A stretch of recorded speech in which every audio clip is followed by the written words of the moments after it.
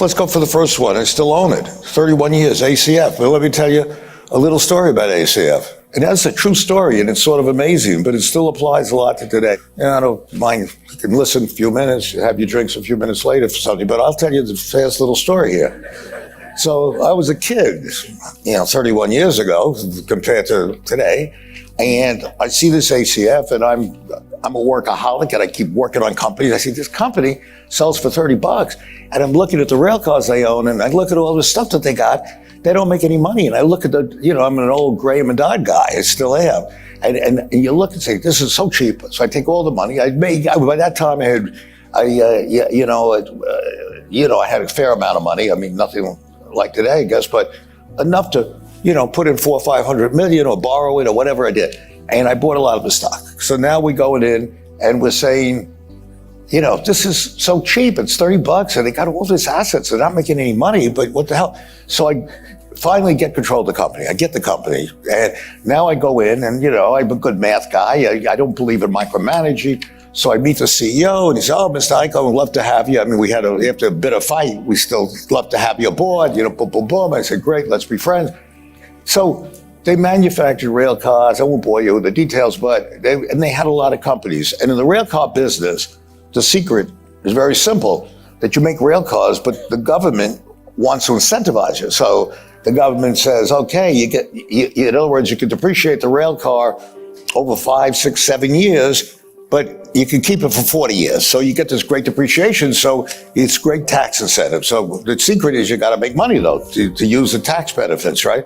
So these guys kept buying companies, and every company they bought, they lost money. So that's what was the real problem. So now I go, and they got 12 floors on 3rd Avenue when real estate was pretty good. I was the early 80s. And I say, okay, you're the guys that lease the rail cars. You're the guys that do all the darn work. And that's a true story, and it's sort of amazing, but it still applies a lot to today. Maybe not as much. Well, pretty much as much. You're going to listen to this. It's hard to believe, I know. So I go in, and I'm a good math guy, I was a good numbers guy, I was a good poker player. I'm going to go understand what they do. So they said, Mr. Icahn, go to the 12th floor. We go to the 12th floor, and I write a yellow pad, and they try to explain it, and you do this. And these guys do this, these guys do that. I go to the 7th floor, new guy. Spend the whole day, go home, take a look at my yellow pad. I can't figure out what the hell they do. So I go back the next day, and the 7th floor, 9th floor, 8th floor, boom, boom, boom. And I say, I'm not an idiot. I can't figure out what the hell they do. It's like razzle dazzle. This guy does that. And I start asking, well, what do you need him to do that? Oh, this is very arcane stuff. You're not going to understand it. I say, okay, fine. So finally I say to him, I'm going to St. Louis. I want to see the guy who's the COO. I want to see the guy that manages the stuff, that makes the rail cars. Don't go, Mr. Icahn, don't go. So I say, well, why shouldn't I go? He said, they're scared of you. I said, what do you mean scared? What did I do? He said, nah, they depend on us. They depend on us, and we tell them what to do, and they're very worried that you might do something with us. I said, well, I'm not threatening to do anything, but I'd like to see him. But don't go. So I go back, 8th floor, 9th floor, 7th floor, boom, boom, boom, boom, go back home, can't figure out what the hell's going on. So I said, screw these guys. So I called the guy, his name is Joe, in St. Louis. I said, look, Joe, I want to come see you. See, of course, Mr. Icahn, I'd love to see you. I said, do me a favor, don't tell the CEO I'm coming. I just want to come myself and talk to you, but don't get nervous about anything. He said, why should I be nervous? I said, right. This guy, Joe, is like a John Wayne character. He was a captain in the Marines, a tough guy. I was scared of him. And I'm sitting there looking at him, we're talking and we're laughing, and he's showing me stuff. I understand what he does. He does this, that, boom, boom, boom. So I said, I want to have a drink with you. So we go out and have a drink.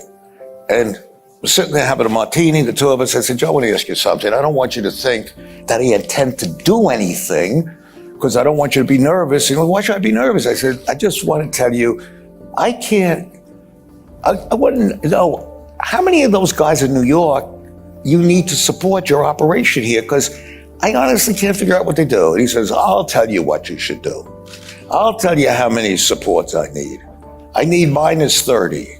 So I say, Joe, what the hell does that mean, minus 30? Because you don't have the balls to do what I'll tell you to do, just like that. I said, what's that? Get rid of all of them tomorrow. Get rid of all of them. And I'll need 30 people less that have to support them with the numbers that they don't need from me. So I go and I say, hey, it's unbelievable. I can't believe this. Now, today, I would have done it immediately, got rid of the whole bunch of 12 floors. But then I still was wondering, maybe this guy Joe's a little crazy. How could I get rid of 12 floors of people? So I figured, how do I do that? And meanwhile, I knew the guy who owned the building. And he said, Carl, I could use the lease if you get out. And I don't think these people do anything. I watch them. And I said, he's a real estate guy. What the hell does he know? So I now go and I figure, what the hell do I do?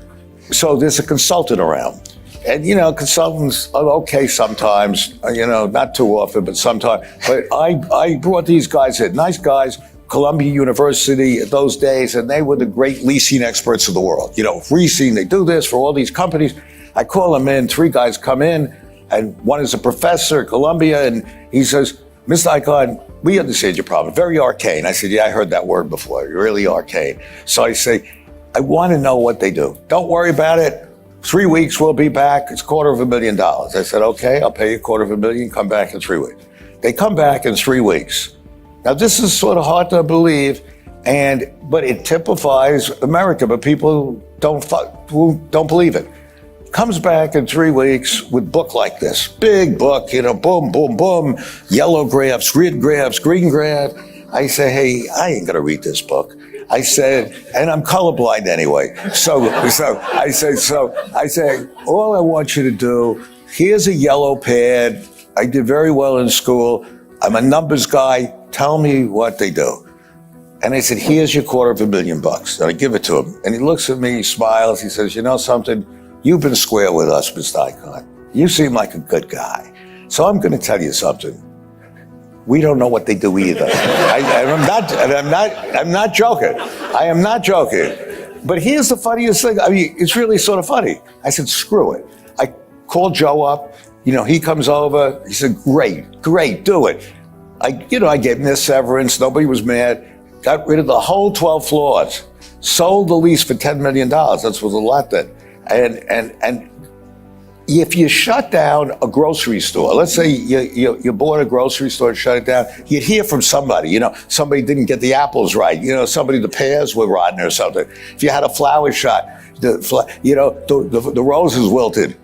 It was like out of a science fiction movie. It's like they never existed. I never got a letter. I never got anybody calling me. They left. It was like one of those bombs, that just hit the thing and kills all the people and the building stays.